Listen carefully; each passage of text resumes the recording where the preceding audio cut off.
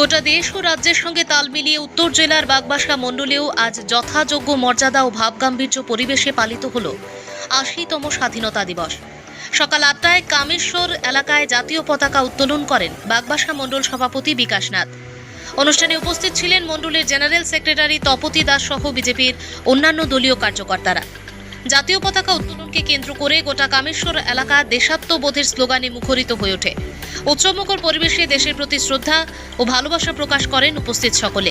পতাকা উত্তোলনের পর বক্তব্য রাখতে গিয়ে বাগবাসা মণ্ডল সভাপতি বিকাশ নাথ স্বাধীনতা সংগ্রামের বীর শহীদদের স্মরণ করেন। তিনি বলেন, যাদের আত্মত্যাগ ও দীর্ঘ সংগ্রামের মধ্য দিয়ে দেশ স্বাধীনতা অর্জন করেছে তাদের অনেকেই আজ আমাদের মধ্যে নেই, কিন্তু তাদের আত্মত্যাগ, সাহস ও দেশপ্রেম চিরকাল ভারতবাসীর হৃদয়ে স্মরণীয় হয়ে থাকবে। তিনি স্বাধীনতা সংগ্রামীদের প্রতি গভীর শ্রদ্ধা জানিয়ে নতুন প্রজন্মকে তাদের আদর্শে অনুপ্রাণিত হয়ে দেশ ও সমাজের জন্য কাজ করার আহ্বান জানান। দেশপ্রেমের আবেগ, জাতীয় পতাকার প্রতি শ্রদ্ধা এবং স্বাধীনতা সংগ্রামীদের স্মরণে বাগবাসা মণ্ডলের এই অনুষ্ঠান এক অন্য মাত্রা লাভ করে।